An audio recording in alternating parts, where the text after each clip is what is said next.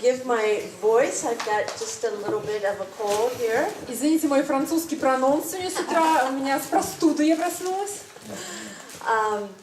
We're going to do just a 2-minute review to make sure we're all on the same page.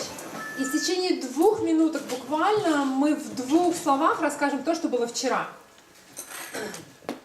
So we remembered everything comes out of the attachment cycle.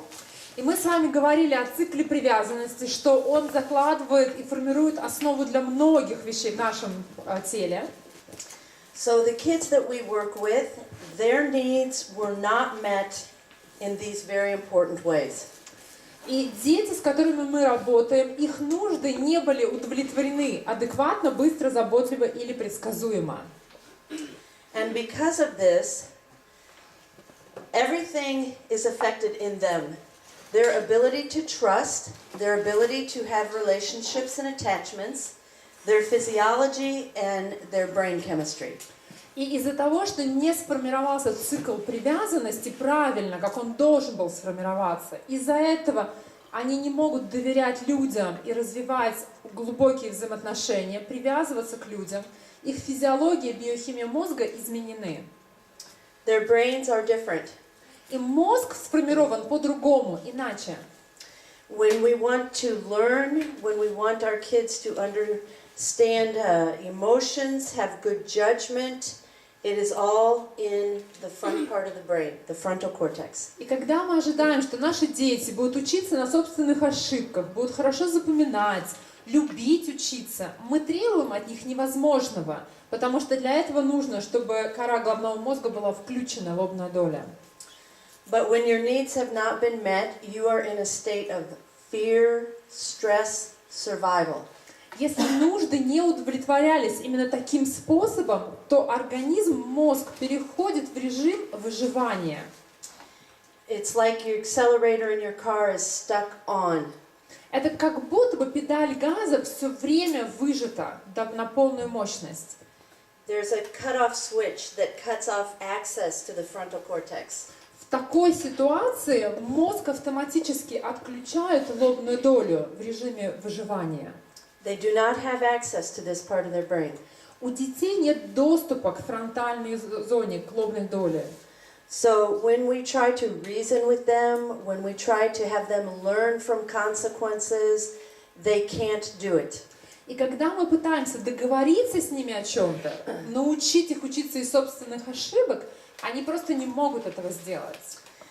They can't do it until we calm the brain down and give them access to this part of their brain. И единственное условие, при которых они могут начать учиться, необходимо успокоить их и позволить этому предохранителю отключиться, чтобы эта сигнализация не срабатывала.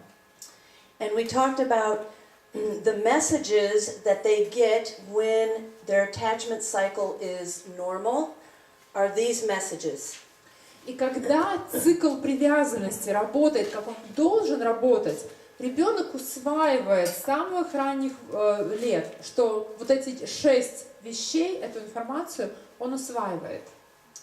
Without these messages, you cannot be calm. Невозможно быть спокойным, если ты этого не знаешь. Deep in your soul, in your body, in your brain. То есть глубоко внутри, вот в душе своей нужно быть убежденным, что это правда относительно тебя. Without knowing these messages, you will live in a state of fear and survival. И если вы в это не верите, то вы будете жить всегда в режиме выживания и страха. You feel that you are alone in the world. Вот это ощущение одиночества в мире. Even if you're in the middle of a big family. Вы можете быть частью огромной семьи, но чувствовать себя одиноко. You cannot trust anyone. You don't think that they care about you. Поскольку вы не верите, что кому-то есть дело до вас, вы никому не будете доверять. You are on your own to get your needs met. И для того, чтобы удовлетворить свои нужды, я должен действовать самостоятельно. And so this is why the kids that we work with become control freaks.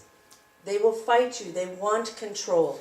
И именно по этой причине эти дети всегда борются с взрослыми за контроль. Им нужен абсолютный контроль над своей жизнью. Okay. This is why they become very manipulative. Именно поэтому они манипулируют постоянно людьми. Okay. They don't trust that anybody can get their needs met except them. Они не верят, что кто-то может удовлетворить их нужды, так как они сами это смогут сделать. And they will do whatever it takes to get their needs met. А для них это самое важное, чтобы их нужды были удовлетворены. One other thing that's not on here. How many of us struggle with kids who lie? Кто из вас когда-нибудь испытывал, что дети врали? Кому дети врали? Всем врали. Okay. And this is why they lie. Вот причина, по которой они врут. They don't trust. Они не доверяют. And they have not heard enough yeses in their life. Они не слышали, чтобы им говорили «да» в их жизни.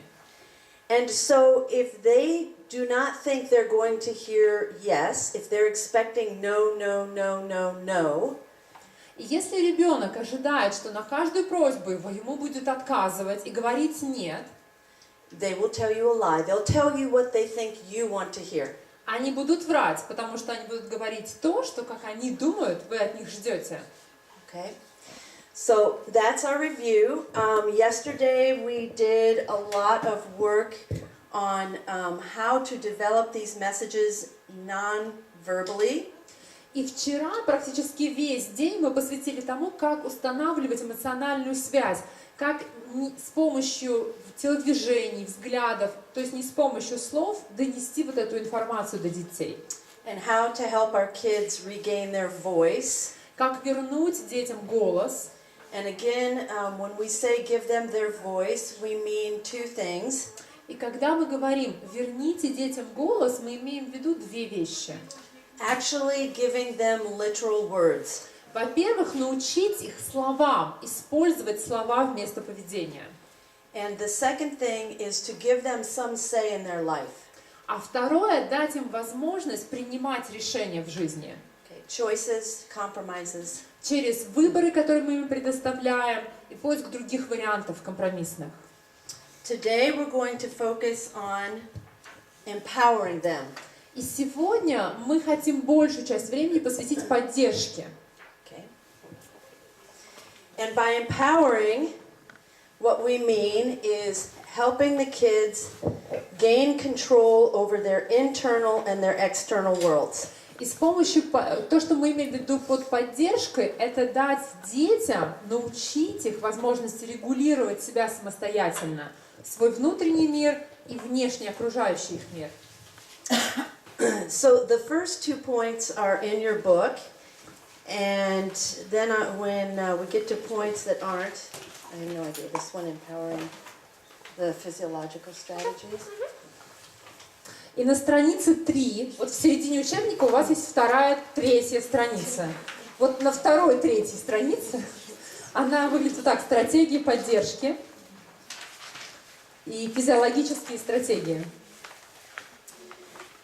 So when we talk about empowering our kids internally, there's several things that we want to pay attention to. Когда мы говорим о том, что мы хотим поддержать детей и научить их свой внутренний мир управлять им, мы имеем в виду следующее. We need to pay attention to their hydration. Во-первых, мы должны обратить особое внимание на уровень жидкости в их организме. And you may think that this is not important at all. И большинство людей говорят: да какая ерунда, о чем вы говорите, в чем вода? But it is actually extremely important. Но на самом деле это очень важный момент. Our body is made up of 80 to 90% of water. Тело человека состоит из воды примерно на 80-90%. All of our cells working depend on water. Все клетки нашего организма для того, чтобы функционировать, нуждаются в воде. We die if we don't have enough water. Некоторые люди могут умереть, если недостаточно жидкости в их организме. We can go 40 to 45 days without food. Человек без еды может находиться от 40 до 45 дней.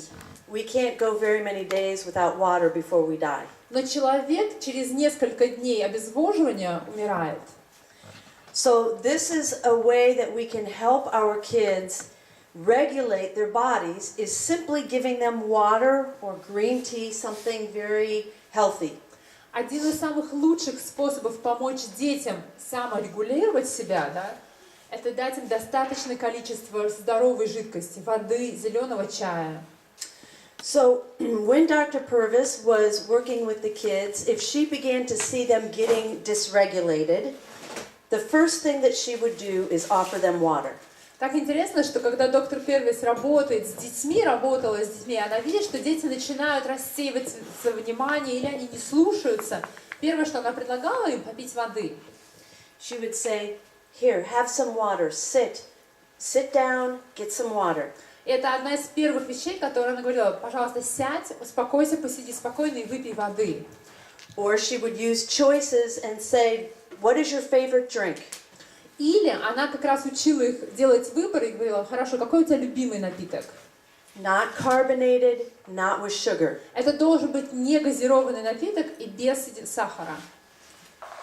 And if they had a favorite drink, green tea or Gatorade, she would give this to them. То есть и они на выбор просили какой-то напиток, который она им давала. Okay? It's a very simple but very powerful tool. Это очень простое, но эффективное средство. I'll just tell you one little story. Я вам расскажу одну историю. One of my colleagues in St. Petersburg, her name is Anya. У меня есть вот одна из сотрудниц в пристани, ее зовут Аня. She has a little 4-year-old daughter. У ее дочки 4 года. Nina. Ее зовут Нина. And when she began to take Nina to детский сад, and she would pick Nina up, Nina would throw a fit every day. То есть она вот ее отводила в детский садик и забирает ее после обеда, и у Нины каждый раз истерику ей закатывает, когда она ее забирает. And this was her first time at детский сад. Это была первая неделя, буквально первые дни. Она пробовала, как у нее получится. Anya, of course, felt very guilty. She thought, "Oh, Nina hates me for sending her to детский сад. I'm such a terrible mother." И Аня, конечно, придумала себе уже историю, что Нина ее ненавидит, потому что она сдала свою дочь в детский садик, поэтому вот все ужасно, все кошмарно и беспросветно. Or she would think the other, maybe she likes being at детский сад better than being at home. She doesn't want to come home. А потом в другие дни она приходила, дочка устраивает истерику, она такая: так ей здесь лучше, то есть ей дома плохо, значит, мне надо что-то дома делать, потому что ей плохо дома, она хочет в садике остаться. And she was translating a seminar for me in St. Petersburg. И она переводила вот этот семинар в Санкт-Петербурге. And we got to this part. И вот мы до этой части доходим. And she's thinking, this is so stupid. И она говорит: ой, да какая глупость, какая вода. О чем вы говорите? But she thought, I'll try it, why not? Но потом, в принципе, подумала, ребенок истерику закатывает, все равно дам ей воды, может что-нибудь получится. And so the next day she went to детский сад with a little bit of water and snack. И вот в следующий раз она забирает ее из детского садика, бутылочку воды и печеньки с собой взяла.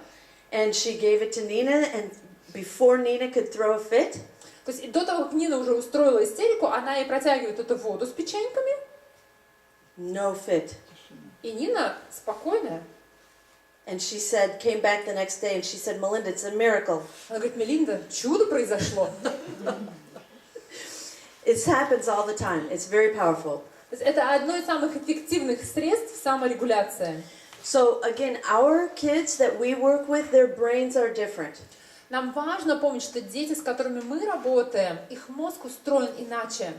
And it's very important that every 2 hours they have something to drink, so that they're regulated. Для них очень важно для обмена веществ каждые 2 часа пить воду. So this is a little bit of a struggle when our kids go to school. Это тяжело, если дети, например, в школу ходят.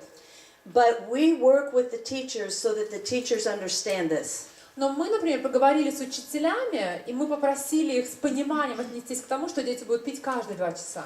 And so we say, if you want our kids to be able to learn, if you want them to not have fits in the classroom, we need to create a way together to make them have access to this every 2 hours. И мы договорились с учителями и предложили им выбор, что если вы не хотите, чтобы дети наши истерики устраивали, давайте сделаем так, чтобы они могли каждые 2 часа иметь доступ к воде.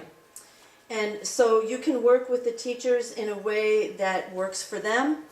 Можно договориться с учителями так, чтобы им было это удобно. If they let the kids have water bottles in their class, or if they let them go out to a water fountain, whatever works. То есть любой вариант приемлем. Может быть, они разрешают детям с бутылочками воды приходить, или у них там графин они поставят с водой, да, в классе, чтобы дети могли пить воду. And along with water, what's also important is food. И второй очень важный компонент – это еда. So again, this seems very simple, but it's very powerful. И кажется, проще не бывает, но это очень важно. So the kids need to have a little bit of a snack every 2 hours. Примерно каждые 2 часа у детей должен быть какой-то перекус. And it's not chocolate, it's not sugar, it's not печенье. То есть там не должно быть сахара в этом перекусе, ни печенье, ни шоколад, ни сахар. It needs to be fruits, it needs to be nuts, it needs to be maybe crackers. То есть это может быть крекеры, например, без сахара, или какие-то сухофрукты, орехи. And so in America, very often we'll let the kids wear like these fanny packs with a little bit of nuts in there into their classrooms. Например, в Америке мы договорились, и дети вот приемные в класс могут приходить с такими маленькими сумочками, у них там орешки, может быть, какие-то сухофрукты лежат. So they can simply get it without interrupting the class, without interrupting the teacher. И они не отвлекают преподавателя, не отвлекают других детей, просто когда они чувствуют, что проголодались, они могут перекусить. And again, of course, we do this with the permission and the knowledge of the teacher. We want to work together with them. Безусловно, договариваемся с учителями, предупреждаем их об этом, потому что нам важно сотрудничать с учителями. Do any of you have kids that struggle with food issues? Either they eat too fast, they eat too much, they steal food. У кого-то из вас есть проблемы у детей с едой? Кто-то ворует еду, кто-то быстро ест или съест все, что есть. Okay. Да? Есть проблемы с едой, да? Okay, very, very often. То есть это очень частое явление. And again, this is in their brain and their body. They fear they're going to starve.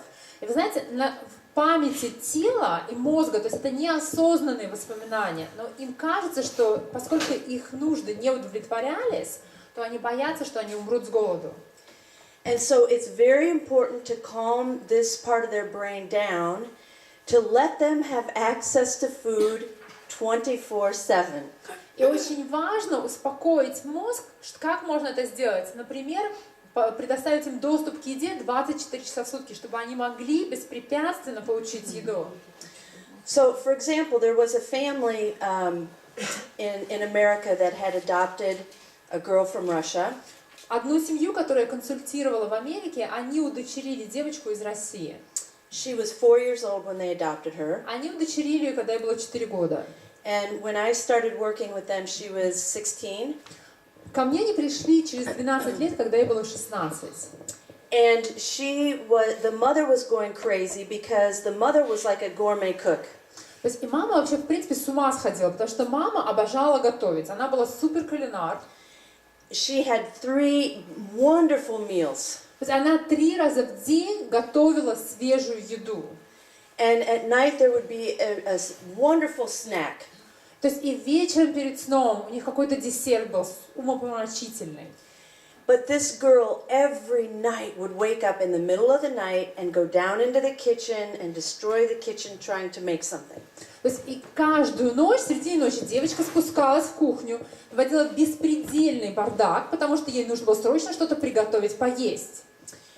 She would steal food from the cafeteria at school. То есть она воровала еду в столовке школьной.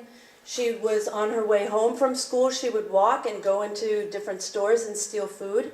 Она заходила по пути из школы домой, она заходила в магазины и воровала там еду. And the mother knew she was not hungry. То есть и мама знала, что она не голодает. But it was this fear, this irrational fear. Но внутри нее был вот этот иррациональный страх. And so the mother said to me, she said, I've had it with this girl. То есть и мама ко мне пришла и сказала: все, мне просто сил больше нет, я не знаю, как с этим бороться. And so they put like a signalization on the girl's bedroom door, and they put a lock on the refrigerator. То есть и они две вещи сделали. Они на холодильник повесили замок, а на дверь комнаты повесили сигнализацию. What do you think happened? И как вы думаете, что произошло? Через окно. Через окно. And what did she do through the window? И что она сделала через окно? Вышла. She ran away. Она просто сбежала из дома. And so when the police found her and they brought her back, which was a week or so. То есть через неделю полиция ее разыскала, привела ее обратно домой. And I told the mother, I said, listen, I explained this whole concept, and I said, you need to put a basket of food near her bed. Я предложила, когда мама пришла, я сказала: рядом с кроватью поставь корзинку полную еды. And I said, go to the store with her, and the two of you together pick out food so that you know she has healthy foods.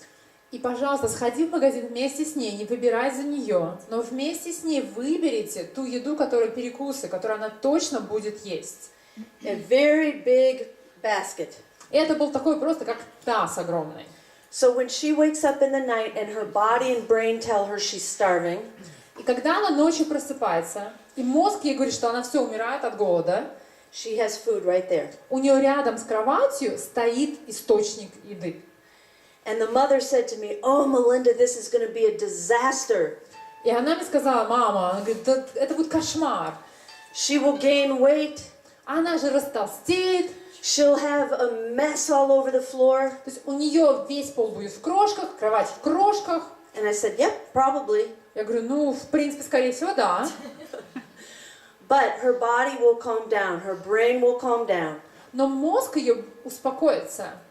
And in time, she will begin to regulate herself. И со временем она научится регулировать себя самостоятельно. And that's what happened. И это тоже на самом деле произошло. At the harbor, in our live-in residential program, И в жилой программе пристани very often when girls come for the first time from the orphanages, когда девочки выпускаются из детского дома и приходят в пристань, we allow them access to the refrigerator. мы разрешаем им круглосуточный доступ к холодильнику. And Daria, one of the directors there, said to me, Melinda, this is a disaster. И Дарья, одна из директоров вот этой жилой программы, сказала: Мелинда, ну это безобразие какое-то. She said every one of the girl gains 20 pounds in the first 3 months. За первые 3 месяца они все набирают килограмм по 10. And I said, it's okay. Я сказала: да, Даша, успокойся.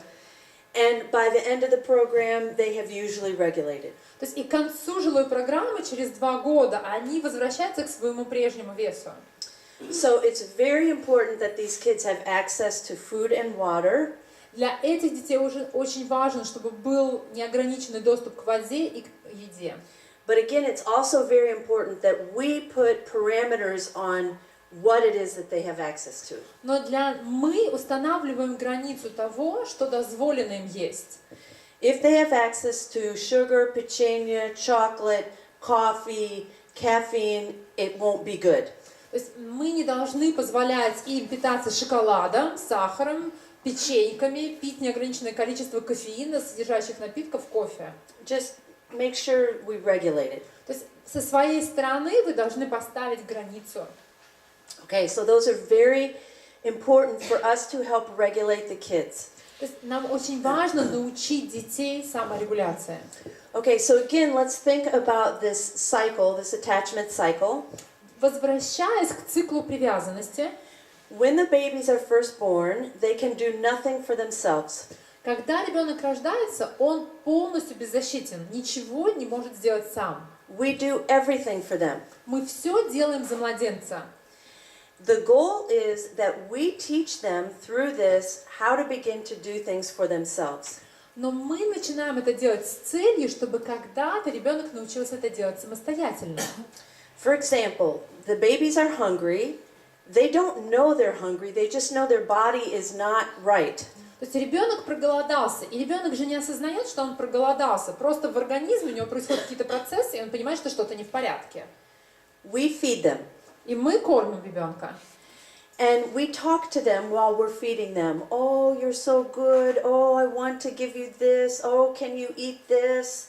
И когда мы кормим, мы же не молча это делаем. Мы разговариваем с ребеночком, мы говорим, ты проголодался, вот попробуй это, попробуй то. And by the time they're 2 or 3, they can come to us and say, Mama, I'm hungry. И мы говорим, ты вот сейчас проголодался. К годам 2-3 ребенок в состоянии почувствовать, что он проголодался, прийти к маме и сказать, мама, я голодный. And by the time they're 10 or 12, they can go to the kitchen and make their own snack. А в 10-12 лет ребенок уже может самостоятельно приготовить себе какой-то перекус. This is our goal. И вот наша цель состоит именно в этом. So through this, we are wanting to talk to the kids. We are wanting them to pay attention to their bodies. We are wanting them to understand that they need food and water. И очень важно, чтобы мы разговаривали с ребенком и объясняли, что почему каждые 2 часа нужно пить воду, зачем это необходимо, почему так важно есть регулярно. So that eventually they can begin to do this themselves. Потому что наша цель состоит в том, чтобы они в конце концов научились делать это самостоятельно. And they can pay attention to, oh, I think I need some water right now. I'm going to go get it. И чтобы они научились свои ощущения телесные переводить на слова и сказать, мне кажется, что вот я сейчас голоден или мне холодно.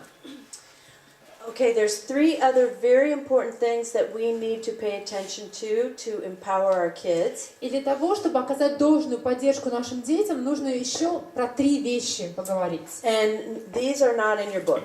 И этого нет в ваших книгах, пособиях, поэтому вам придется записать это.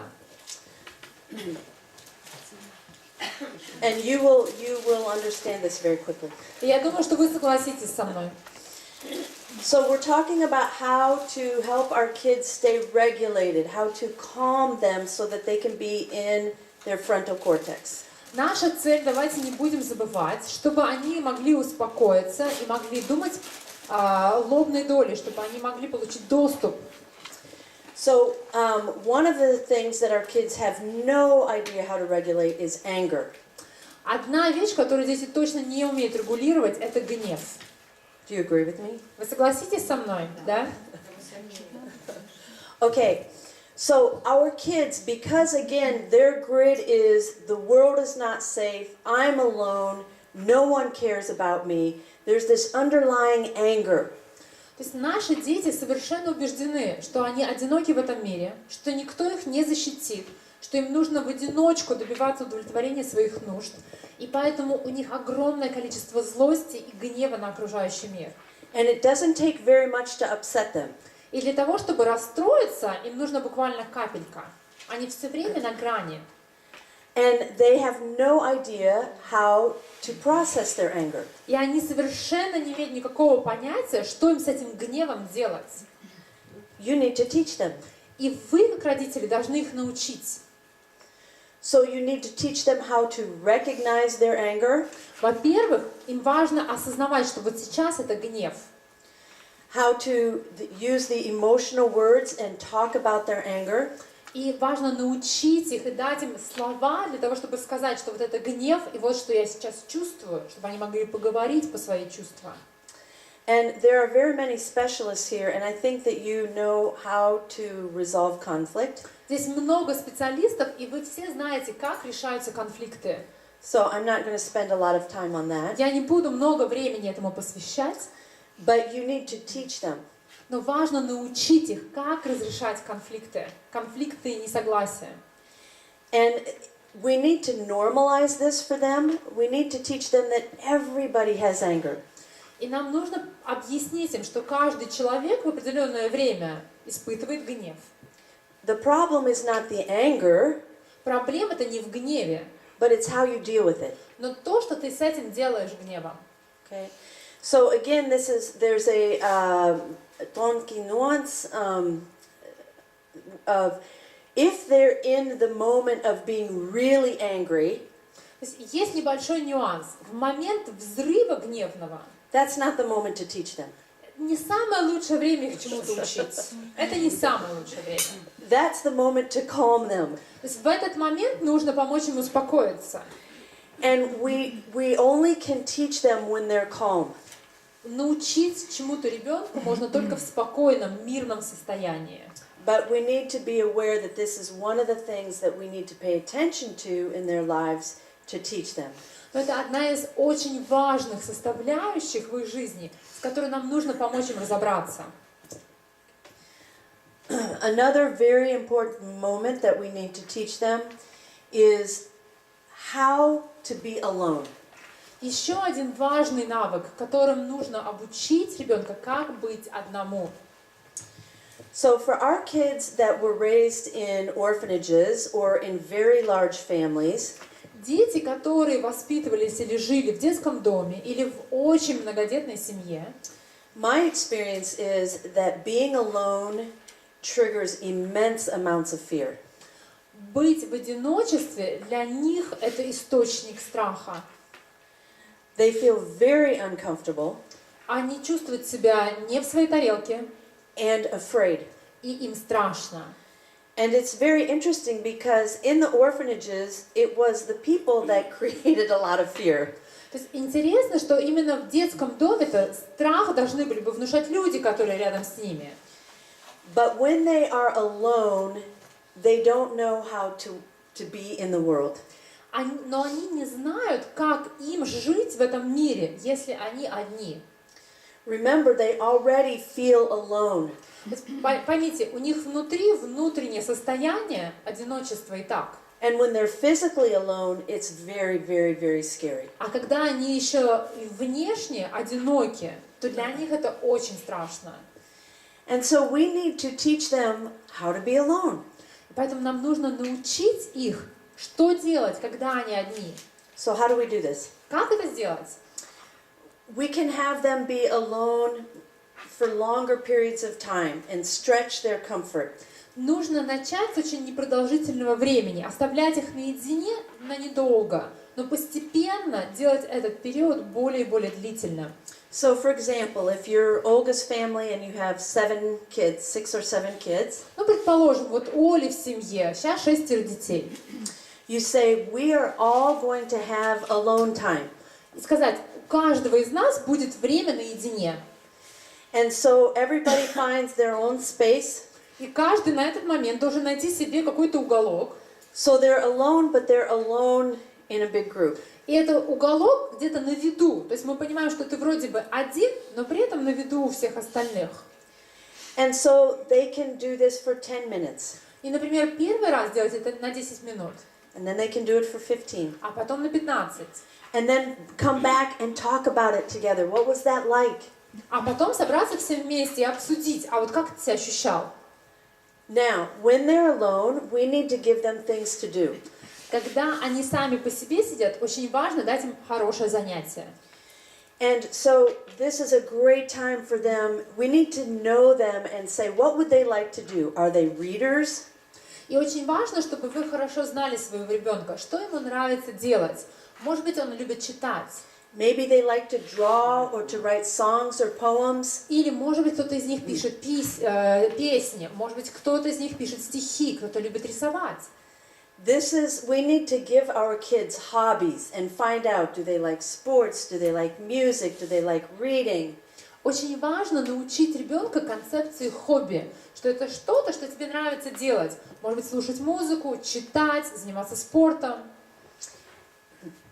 And so, again, this is not the time to correct. Опять же, обратите внимание, это не время исправлять и коррекцию устраивать. Okay? So maybe what they like to do is to listen to music that you don't necessarily like the style. Например, они любят слушать музыку, стиль которой для вас неприемлем, скажем. But you need to think of what is more important. Но задайте себе вопрос, а что важнее? If they learn how to be alone, Чтобы они научились быть наедине сами с собой, or if they listen to the music that you like. или чтобы они научились любить музыку, которая нравится вам. Because if you are doing a lot of control, Потому что если вы не ослабляете контроль в их жизни, what do you think is going to happen when they leave you? знаете, что произойдет, когда они уйдут из вашей семьи?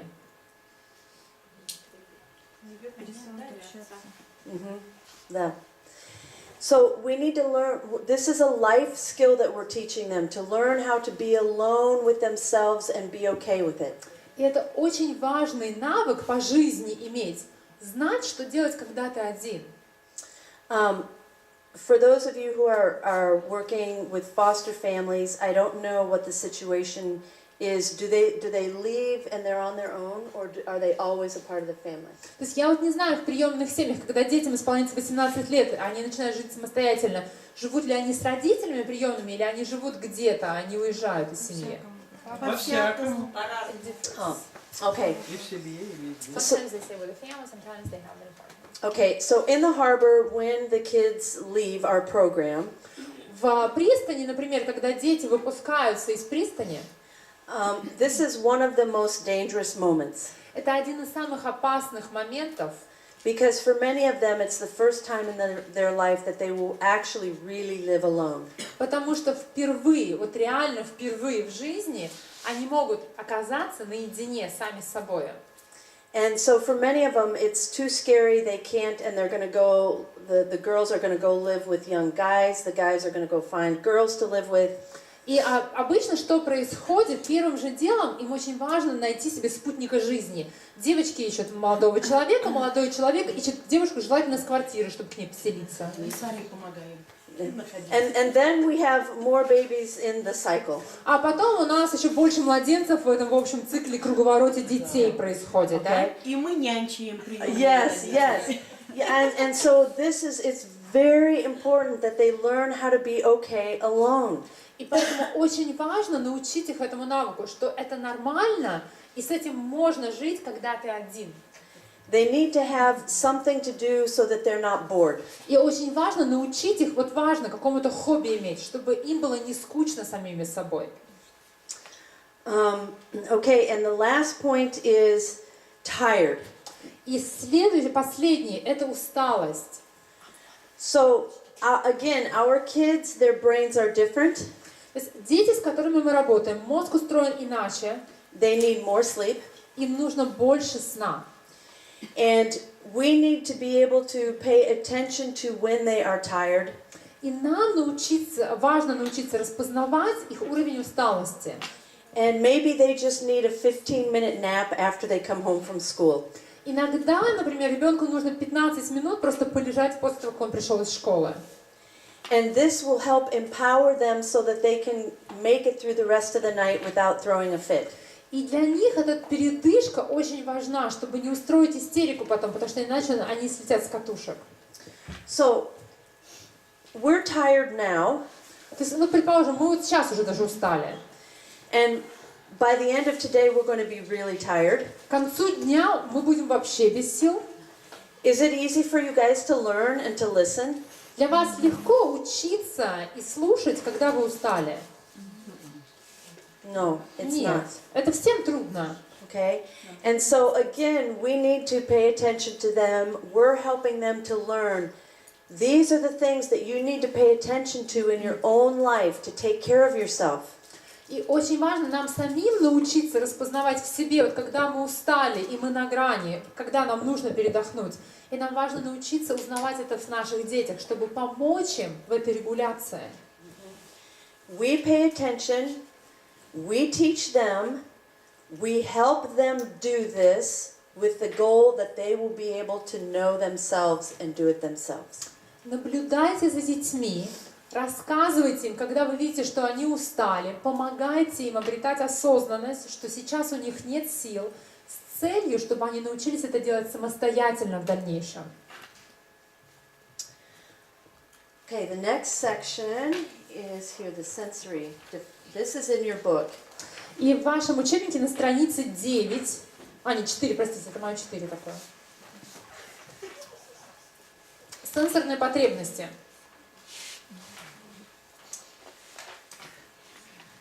If you don't know about sensory processing issues, this is a very, very important topic. Если вы никогда не слышали о сенсорном восприятии человека, это очень важная тема. And I think that you can Google just sensory processing disorder and find maybe videos and books in Russian. Я уверена, что по-русски огромное количество книг выложено в интернете. Просто набрать нарушение сенсорной интеграции, и вы найдете огромное количество источников. It's a very important topic. Это очень важная тема для наших детей. Many behaviors that get misdiagnosed are really sensory processing issues. Очень часто детям ставят медицинские диагнозы, а на самом деле это нарушение сенсорной интеграции. Many of these kids are diagnosed with attention deficit disorder. Очень многим детям ставят дефицит внимания синдром. Almost all of these kids are kids that get in trouble at school. Большинство этих детей, им не удается успешно учиться в школе. Their behavior is often thought to be intentional. Очень часто люди думают, что они намеренно что-то делают и не слушаются намеренно. So a sensory processing disorder simply means, we talked about our brains are picking up sensations all the time. В чем заключается вот это нарушение сенсорной интеграции? Помните, мы говорили, что мозг постоянно улавливает сигналы из окружающего мира. We don't even think about this. Мы даже на неосознанном уровне, мы об этом не думаем. But through our sensations, we're picking up all the information around us in order to function in the world. Но с помощью наших 5 органов чувств мы собираем информацию из окружающего мира, чтобы мы могли функционировать и быть в безопасности. And so there's like a short in their brain where they can't process this information and use it properly. И у них нарушение вот именно этого органа. Они не могут обработать информацию правильно.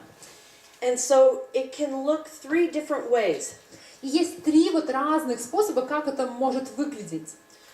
So kids can be defensive, sensory defensive.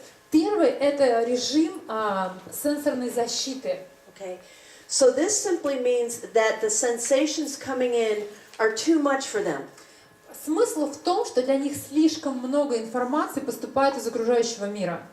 Okay, so all of us can think about situations that we're in, maybe where there's too much going on and it bugs us. Например, если вокруг очень много всего происходит одновременно, несколько людей говорят, что-то происходит, и у нас перегрузка постоянная. But for these kids, they're very sensitive to this, and this is all the time. А у них 100% времени, у них повышенная чувствительность ко всему, что происходит вокруг. I was working with the young mothers group in St. Petersburg one day. В Санкт-Петербурге у нас есть группа молодых мамочек, вот таких выпускниц детских домов. And we were doing a little dance. We were the moms and the kids. We were in a circle holding hands. И вот у нас одно из просто занятий было, мамочки вместе со своими детьми хоровод водили. The kids were 3-4 years old. Дети от 3 до 4 лет примерно. And one of the little girls does this. И вот одна маленькая девочка, малышка, делает следующее. She was holding the hand of her mother. Она держит маму за руку. And we were doing a little dance. And she threw her hand. Вот так. Можно не буду повторять? Okay, so how did the mother interpret this? И что мама, как она вообще это поняла, что она из этого попыталась извлечь? Что она должна понять из этого? Она может куда-то обратиться и спросить, что происходит. Yeah, the little girl though was out of control. The mother was embarrassed. То есть девочка слетела с катушек. Маме стыдно, она покраснела. Okay, there are 20 little girls. 20 девочек вокруг ходят. Okay, only her little girl is throwing a fit. И только ее малышка устраивает истерику. The mother is embarrassed and thinks, I don't know how to control my child. И мама в стыде думает, я не умею контролировать ребенка. Какая я из меня мать? Okay, she was thinking, what a brat. Она говорит, вот неблагодарная, а? Okay, and so she began to control her and correct her and yell at her. И она начала на нее кричать, наказывать, пытаться ее привести в чувство. And I said to her, I said, let's try this. Я говорю, давай попробуем вот одну вещь. And I took the little girl into a room over here. Я девочку отвела в комнату в соседнюю. And I said, is it too noisy for you out there? Я говорю, у тебя слишком громко? She said, yeah. И она говорит, да, я не могу, у меня уши болят. And I said, how about if you just sit right here for a few minutes? Я говорю, ну ты посиди здесь просто спокойно одна. Okay? And I was teaching the mother about this. И я маме рассказала про вот эту сенсорную защиту. If I didn't know this information, Если бы я не знала этой информации, and until I knew this и information, в принципе вот я недавно ее узнала, I would have thought the same thing that the mother thought. я подумала то же самое, что и мама. Ну что за неблагодарность? And I would have dealt with that little girl completely differently. И я бы совершенно по-другому бы обращалась бы с ребенком.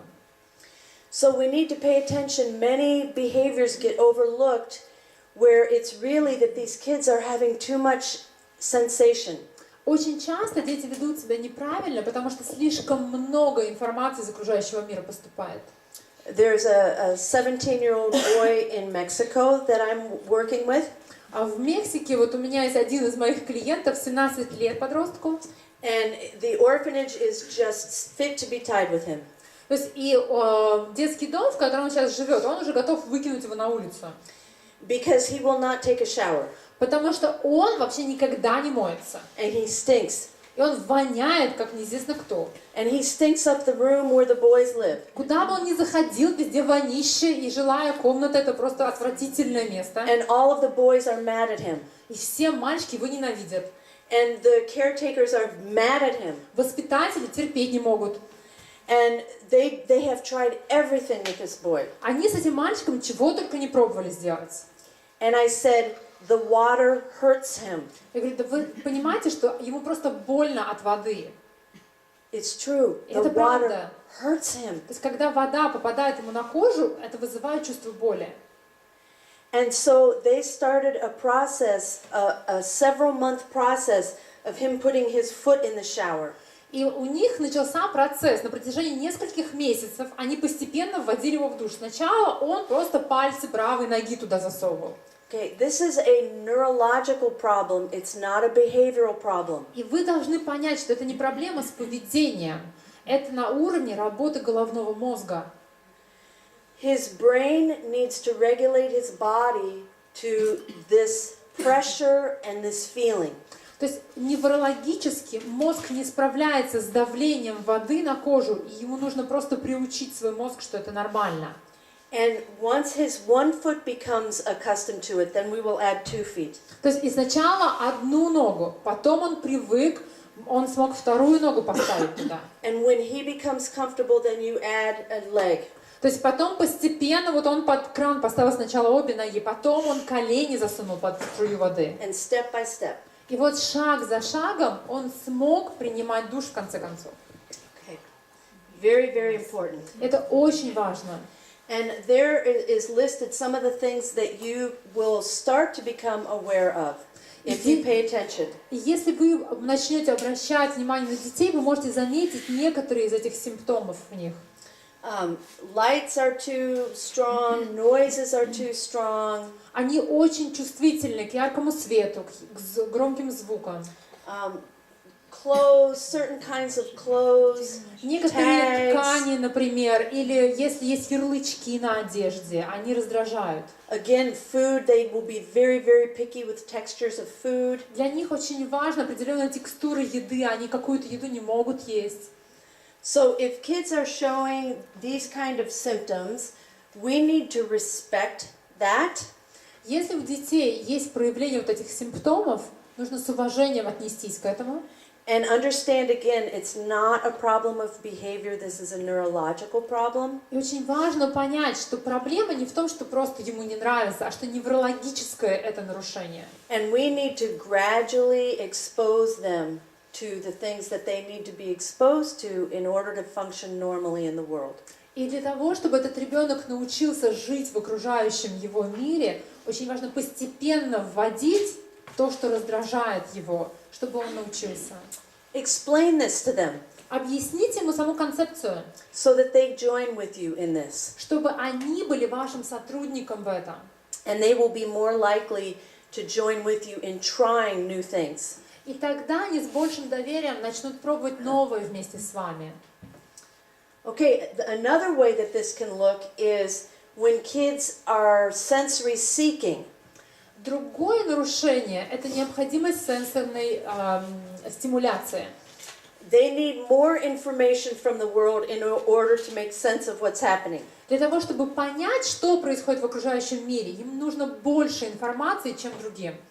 These are kids that are constantly bouncing into walls. Это дети, которые постоянно натыкаются на стены. They're bouncing on everything. То есть они начинают скакать на всем, чем попало. These are kids that when they stand in a line at school, То есть, например, дети в очереди стоят, например, в столовку. Они не могут с этой, им нужно обязательно прижаться. again, you Конечно, think вся страна такая, вся страна так в очередях стоит. Вся страна такая. Уличное пространство. you can easily think that they're simply misbehaving. И кажется, что они просто балуются. Вот хочется сказать, ну что ты балуешься? But if you understand this, you can see they're trying to get more information. А на самом деле им просто мало информации, им нужно получить больше информации о том, что происходит. And so these are kids that should be in the front or the back of the line, never in the middle. Поэтому их никогда нельзя в середине очереди либо первыми, либо последними они должны стоять. Очередь будет толкать. Okay, the front. Тогда первыми ставьте их, чтобы они взяли свою и ушли. Был такой случай.